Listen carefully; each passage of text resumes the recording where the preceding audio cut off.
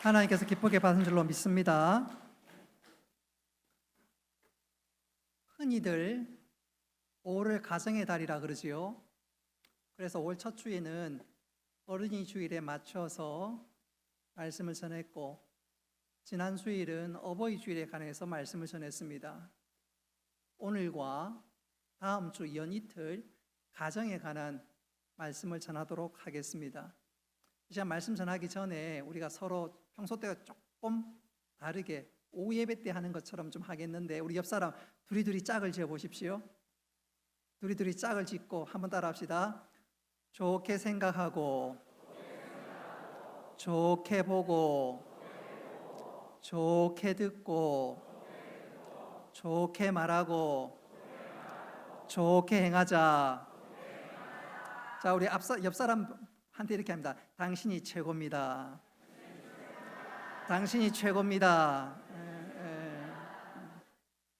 오늘 이 시간 이런 부부, 이런 가정이 되게 하소서란 제목으로 말씀을 전하도록 하겠습니다. 요즘 청년들과 기성세대들 간의 생각, 가치관 등등 다른 것이 한두 가지가 아닙니다. 많이 달라요. 대표적인 것 중에 하나 꼽으라면 결혼에 대해서도 많이 다릅니다. 요즘 젊은이들은 결혼을 꼭 굳이 할 필요가 있는가? 결혼 꼭 해야만 하는가? 그런 말들을 가끔씩 하기도 하고 듣기도 하는데, 그런 말을 하고 혹은 그런 넋두리를 하는 데는 몇 가지 이유가 있습니다. 그 중에 한두 가지만 한번 생각해 본다면, 먼저는 경제적 또 사회적 환경 때문입니다. 결혼을 하려면 집이 필요하지요. 또 자녀를 낳아 양육하려면 양육비와 교육비가 필요한데 엄청나게 부담스럽습니다. 내 혼자 사는 것도 근근히 먹고 사는데, 그러니까 언강생심 결혼은 꿈도 못 꿉니다. 서로 힘들게 또 서로 피곤하게 사느니 차라리 혼자 사는 게 낫다, 바로 그것이지요. 뿐만 아니라 또 다른 이유를 꼽으라면 부부에 대해서 부정적인 생각 때문에 그렇습니다. 몇 년 전 성균관대학교 가정복지학과 교수인 지영숙, 이형호 두 분이 미혼 자녀를 둔 서울 시내 부모님에게 설문조사를 했습니다. 629명에게 설문조사를 했는데, 당신의 가정은 건강하십니까? 그렇게 물었더니 70%에 이르는 부모님들이 우리 가정은 건강하지 못합니다. 그 통계 그대로 남편은 가부장적으로 권위를 강조하고, 또 반대로 그런 남편을 보는 이 아내의 입장에서는 늘 원망과 불평이 쏟아지니까 그 모습을 누가 보지요? 자녀들이 봅니다. 차라리 저렇게 찢고 뽑고 살 바에야 차라리 혼자가 낫다, 혼자가 편하다. 부부가 가정이 매력적이지 않아서 나는 결혼하지 않겠다는 것입니다. 여러분, 이런 생각이나 이런 주장에 대해서 동의를 하십니까? 자, 이런 생각이나 주장에 대해서 성경은 과연 무엇이라고 대답하고 있을까요? 가정에 대해서, 부부에 대해서 하나님 어떤 생각, 어떤 말씀하고 계실까요? 자, 우리 읽었던 18절 말씀 다시 한번 읽어보도록 하겠습니다. 시작. 여호와 하나님이 이르시되 사람이 혼자 사는 것이 좋지 아니하니 내가 그를 위하여 돕는 배들을 지으리라 하시니라. 아멘. 설교 서두에 요즘 젊은이들이 결혼에 대해서 좀 부정적인 생각을 갖는 것 이해하지 못하는 바가 아닙니다. 충분히 이해하고 공감이 되지만, 여러분, 가정은 하나님께서 디자인하셨습니다. 하나님이 만드시고 또 하나님이 세우셨습니다. 그러니까 하나님 본래 의도로 한번 돌아갈 필요가 있고, 또 세상 생각에 우리가 많이 오염됐다는 걸 인정하면서 오늘 이 시간 하나님의 말씀으로 혹 우리가 오해하거나 잘못 생각하고 있는 것 있다면 교정하면서 하나님 원하시고 기대하시는 그것에 순종함으로 하나님 보시기에 아름다운 가정으로 세워지고 또 하나님 주신 은혜와 복을 누리는 우리 온 성도들과 가정 되시기를 주님의 이름으로 축복합니다. 오늘 제가 설교를 이런 부부, 이런 가정 되게 하옵소서 그랬는데 오늘 저는 부부에 대해서 또한 가정에 대해서 말씀을 전하고자 합니다. 자, 그렇다면 부부는 과연 무엇이라고 이야기할 수 있습니까? 사전적으로 부부는 결혼한 남녀를 가리킵니다. 결혼한 남녀가 남편, 아내로 불리는 것, 그게 바로 부부입니다. 순수한 우리나라 말로는 한번 따라 합시다. 가시버시. 처음 듣는 분도 계실 건데 부부가 순 우리말로 가시버시라고 합니다. 삼국시대 때부터 사용됐던 말인데 가시는 결혼한 부인을 가리키는 말입니다. 버시는 결혼한 남편 혹은 남자를 가리킵니다. 언젠가 우리 집사람한테 제가 한번 혼난 적이 있는데 애교 섞인 말로 우리 집사람에게 야 이 가시나야 한번 애교로 우리 집사람이 세상에 어떻게 욕을 하냐고. 혹시 여러분 우리 어릴 때 제가 초등학교 때 학교에서 보면 남자들끼리 여자들끼리 쓰는 말 중에 하나가 야이 가스나이야. 또 그러면 여자친구들은 남자를 향해서 뭐라고 그러지요? 야이 머스마이야, 머시마이야. 이 여성을 가시라고 하는데 이 가시가 바로 가시나 똑같은 말을 갖고 있습니다. 버시 역시 머시마와 같은 기원의 뜻을 갖고 있는 단어입니다. 자, 어쨌든 가시, 버시 이게 삼국시대 때부터 꾸준히 사용된 말인데 자, 그렇다면 진짜 부부에 관해서 최초로 말씀하시고 부부에 관한 최초의 내용은 무엇이라고 얘기할 수 있느냐? 그럼 바로 성경에 나와 있지요. 18절 말씀입니다. 다시 한번 읽어보도록 하겠습니다. 시작. 여호와 하나님이 이르시되 사람이 혼자 사는 것이 좋지 아니하니 내가 그를 위하여 돕는 배필을 지으리라 하시니라. 아멘. 자, 우리 18절을 좀 주목을 해야 되는데 하나님께서 천지를 창조하시고 난 이후에 하나님 보시기에 심히 좋았다고 말씀하셨습니다. 근데 오늘 읽은 말씀에 보니까 하나님께서 사람이 혼자 있는 것이 좋지 않다고 하셨습니다. 왜 하나님께서 이런 말씀을 하실까요? 그 이유는 19절과 20절 말씀을 읽어보면 그 의미와 그 의도를 알 수가 있습니다. 하나님께서는 사람을 제외한 모든 피조물은 암수, 쌍으로 창조하셨습니다. 근데 사람은 먼저 아담만 창조했습니다. 그래서 이 말은 하나님께서 창조하신 것이 불완전하고 모자라서 좋지 않은 것이 아니라 사람이 혼자인 것이 좋지 않다, 바로 그 말입니다. 여러분, 하나님께서 아담을 혼자만 창조하신 데는 이유가 있습니다. 여기에 관해서 성경학자들이 이런저런 주장을 하고 여기에 대해서 주석을 하는데 그 중에 하나가 하나님께서 아담 하나만 창조할 때는 하나님이 실수하셔서도 아니고 하나님이 생각이 짧으셔서도 아닙니다. 왜 하나님께서 아담만 창조하셨냐면 거기에는 몇 가지 이유가 있지만 가장 중요한 이유 중에 하나는 사람은, 한번 따라 합시다. 사람은 하나님의 파트너입니다. 그러니까 아담 입장에서는 굳이 다른 피조물의 암수처럼 짝이 필요가 없었습니다. 그러나 하나님의 이런 의도를 아담은 잘 이해하지 못했습니다. 모든 피조물이 다 암수로 있는데 자기 혼자 있는 것을 보면서 힘들어했습니다. 그래서 하나님께서 이런 아담을 위해서 돕는 배필을 창조하셨는데 그가 바로 여자 하와입니다. 자, 그렇다면 하나님께서 이 하와를 어떻게 창조하셨을까요?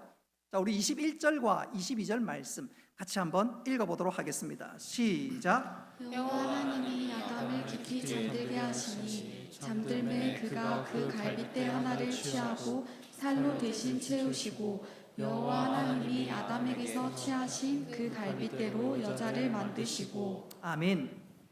하나님께서 하와를 창조하실 때 하와의 1차 재료는 아담의 갈빗대입니다. 그리고 2차 재료는 아담과 똑같은 흙으로 이 하와를 창조했습니다. 가끔 성경 공부를 하다 보면 이 대목에 이르러서 목사님 질문이 하나 있는데요. 그러면서 궁금증을 참지 못하고 쏟아내는 사람들이 가끔 있습니다. 목사님, 하나님께서 아담의 갈빗대로 하와를 만드셨다고 하는데 아담의 몇 번째 갈빗대로 만드셨습니까? 그럼 저는 대답합니다. 낸들 어떻게 알아? 또 질문 하나가 아담이 갈빗대 하나로 하와를 만들었다면 남자가 여자들보다 항상 갈빗대가 하나가 모자라는 것 아닌가요? 낸들 어떻게 알아? 또 기발한 사람은요, 우스갯소리로 이런 얘기를 하는 사람도 있습니다. 목사님, 제 생각에는 아담이 잠잘 때마다 하와가 아담의 갈빗대를 셌을 것 같아요. 하나님께서 나 말고 또 다른 여자를 만들었을까 싶어서 긴장해서 밤마다 갈빗대를 셌을 것 같아요. 그렇게 질문하는 사람도 있습니다. 이런 과학적인 추리보다 엉뚱한 질문보다 더 중요한 것은 하나님께서 왜 하필 다른 재료도 아니고 갈빗대로 하와를 만드셨을까요? 그것이 중요하고 거기는 깊은 뜻이 담겨져 있습니다. 한 세 가지로 간단하게 생각해 보면, 첫째는 한번 따라 합시다. 남자는 여자 없이 부족하고 여자도 남자 없이는 온전하지 못하다. 다시 한번 제가 말씀드릴게요. 남자는 여자 없이 부족하고 여자도 남자 없이는 온전하지 못하다. 얼마나 핵심을 찌르는 말인지 몰라요. 다시 말씀드리면 남녀 모두는 상대방을 인해서 돕는 배필을 위해서 서로가 온전해진다는 것입니다. 상대방을 통해서 비로소 내가 온전해진단 말입니다. 예컨대 오른쪽 귀, 왼쪽 귀 두 개가 쌍을 이루지요. 만에 하나 오른쪽 귀만 있다면 제대로 입체적으로 들을 수가 없습니다. 눈도 마찬가지입니다. 만일 하나만 있고 쌍으로 있지 않으면 거리 감각이라든지 입체적으로 판단할 수가 없습니다. 두 개가 있는 것이 얼마나 조라운지 몰라요. 마찬가지로 하나님께서 갈빗대로 아담의 갈빗대로 하와를 창조했다는 것은 남자는 여자 없이 부족하고 여자도 남자 없이는 온전하지 못하다 그 말입니다. 다시 말씀드리면 당신으로 인해서 내가 온전해진다 그 말입니다. 그래서 1517년 종교개혁의 기치를 높이 들었던 종교개혁자 마틴 루터가 이 사실을 너무너무 잘 아니까 자신의 아내를 부를 때 늘 이렇게 얘기했다고 합니다. 나의 갈빗대 키티, 나의 갈빗대 키티, 내가 비로소 당신 때문에 온전해진다.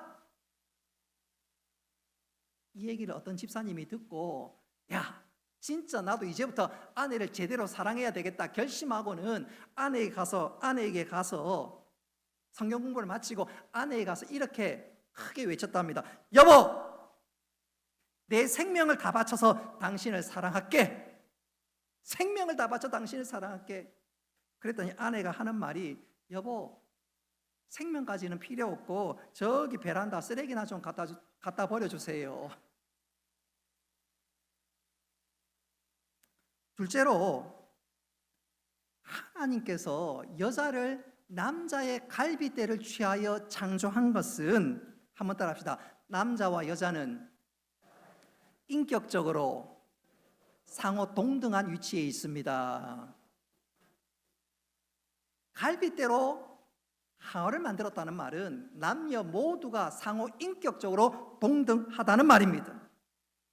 하나님께서는 여자가 남자에게 짓밟히지 않도록 아담의 다리뼈로 하와를 창조하지 않았습니다. 또 아내가 남편의 머리 위에 서도록 머리뼈로 만들지도 않았습니다. 뭐로 만들었다고요? 갈빗대로 만들었습니다. 그러니까 남녀 모두 공히 인격적으로 동등하다는 사실을 꼭 기억하면서 남편은 아내를 하대하지 않아야 되고, 또 남편, 아내는 그런 남편을 보면서 당신은 뭐 잘난 것이 있느냐 하면서 윽박 지르지 않아야 됩니다. 서로 존중하고 서로 귀하게 여길 수 있어야 하는 것, 그게 바로 하나님의 기대요 의도인 것을 꼭 기억할 수 있기를 바랍니다. 또 세 번째로, 하나님께서 갈빗대로 하와를 창조하신 것은 여자는 남자에게 소중한 존재다, 소중히 여김을 받을 위치에 있다, 바로 그것을 가리킵니다. 그런데 우리 주위에서 진짜 남편이 아내를 소중하게 여기고 있나요? 특별히 가부장적인 남편들은 그러지 못할 때가 종종 있지요. 그래서 식사하면서 늘 하는 말이 아내에게, 여보, 물! 자기 가서 정수기에서 물 떠다 먹으면 되는데 늘 하는 말이 아내한테 물! 뿐만 아니라 출근하면서 자기가 서랍에서 양말 꺼내 신으면 되는데 꼭 소파에 누워서 혹은 소파에 앉아서 하는 말이 아내에게 하인대 하듯이 양말! 멀리 볼 것도 없어요. 저도 그래요. 이걸 고쳐야 합니다. 소중히 여겨야 합니다. 소중히 여겨야 합니다. 가끔 보면 연하의 남편이 자존심 때문에 아내를 더 하대하는 경우들이 있습니다. 근데 어떤 가정에 보니까 연상의 아내가 남편에게 늘 존댓말을 하고 꼬박꼬박 남편에게 얼마나 잘 받들어 모시는지 몰라요. 그래서 그 집의 딸이 나는 저렇게 살고 싶지 않는데 란 마음이 들면서 엄마에게 물었습니다. 엄마는 아빠보다 3살이 많은데도 왜 꼬박꼬박 존댓말을 해요? 그랬더니 엄마가 하는 말이, 그러지 않으면 쟤는 삐껴. 그래서 존댓말을 한다는 것입니다. 자, 어떻게든 하나님께서는 이렇게 여자를 만드셨습니다. 그리고 그 여자를 누구에게 보이셨지요?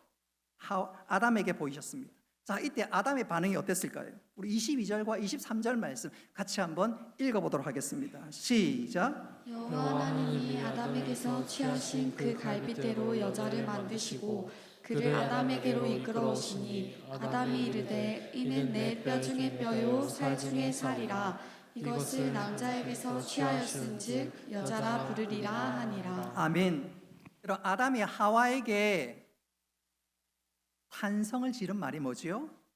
내 뼈 중에 뼈요, 살 중에 살이라. 이 말은 나보다 더 나 같은 존재라는 말이고, 이것은 아내를 향한 최고의 찬사입니다. 우리 가운데 그런 경험들 다 있을 거예요.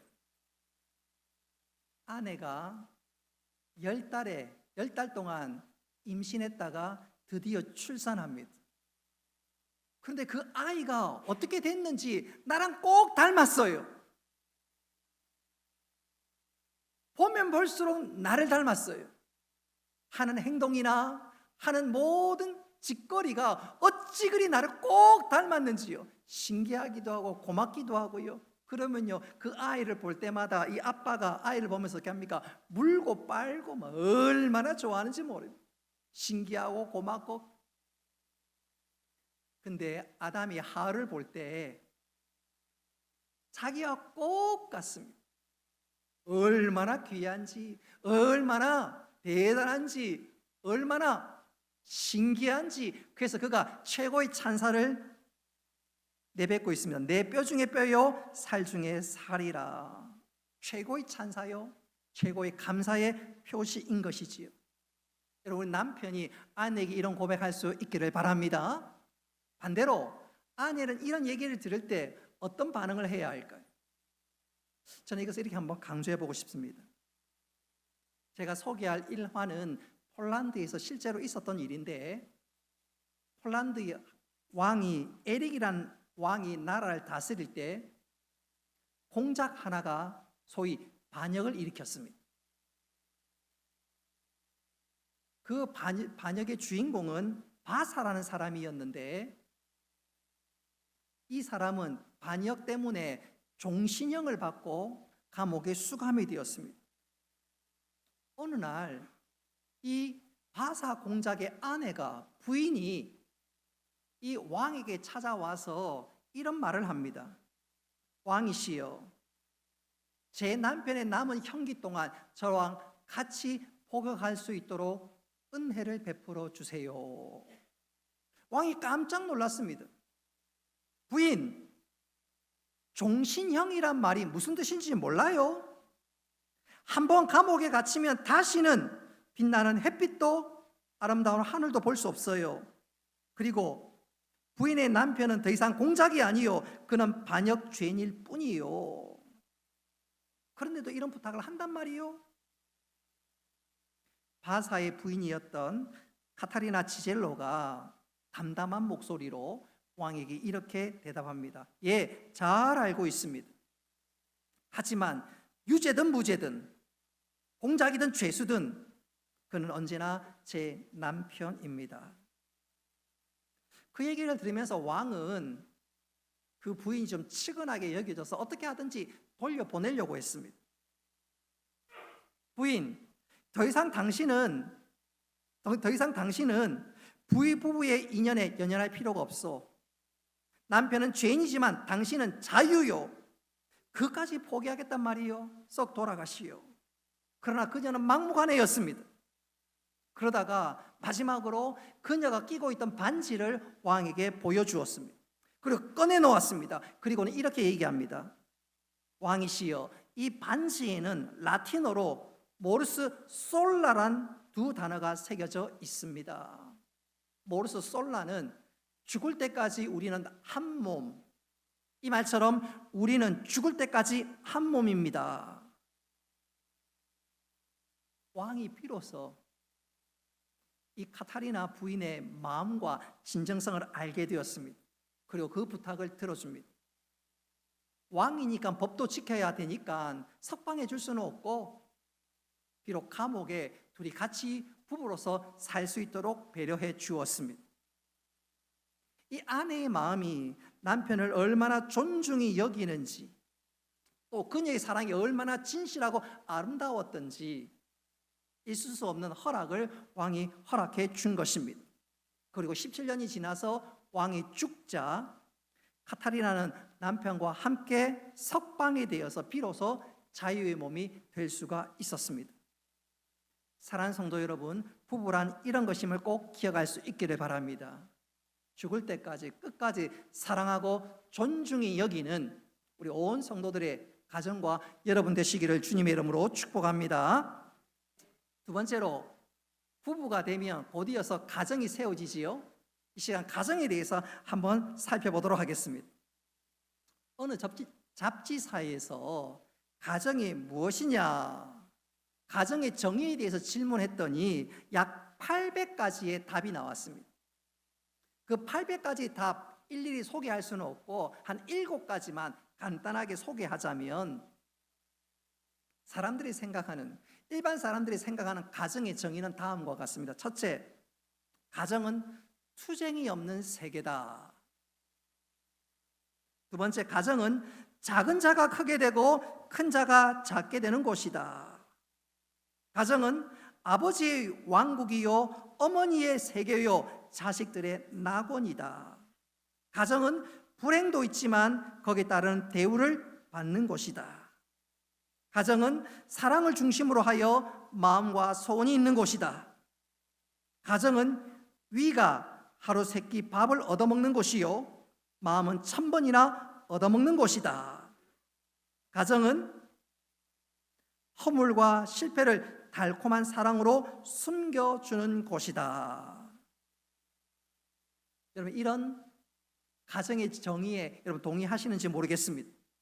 나름대로 좋은 표현이 있지만 제 생각에는 이것은 좋은 표현이 아닙니다. 진짜 좋은 표현, 가정에 대한 가장 정확한 정의는 성경에 나오지요. 우리 24절부터 25절까지 말씀 같이 한번 읽어보도록 하겠습니다. 시작. 이러므로 남자가 부모를 떠나 그의 아내와 합하여 둘이 한 몸을 이룰지로다. 아담과 그의 아내 두 사람이 벌거벗었으나 부끄러워하지 아니하니라. 아멘. 자, 여기에 보면, 이 말씀에 보면 가정이 어떤 곳인지, 가정이 무엇인지 우리에게 소개하고 있는데, 저는 이 시간 짧게 가정의 원리 3가지를 한번 소개하고자 합니다. 이런 가정의 원리 첫 번째는 한번 따라합시다. 부모를 떠나는 것입니다. 여러분, 가정의 첫 출발은 떠남입니다. 떠남. 근데 이것을 받아들이지 못하는 경우들이 혹 있습니다. 여러분, 가정의 첫 출발은 떠남입니다. 근데 떠나라 그래가지고 부모를 소홀히 하라는 의미가 아닙니다. 이 말은 모든 영역에, 모든 일에서 부모님에 대해서 독립하라는 것입니다. 이제는 가정을 이루면 어머니, 아버지 의존하고 의지하지 말라는 것입니다. 허구한 날 엄마한테 전화해가지고 김치 좀 해주세요, 반찬 좀 해주세요, 우리 애 좀 맡아주세요, 의지하지 말라는 것입니다. 심지어 엄마 아빠한테 전화해가지고 결혼했으면서도 불구하고 용돈 달라고, 그건 아닙니다. 독립하라는 것입니다. 떠나라는 것입니다.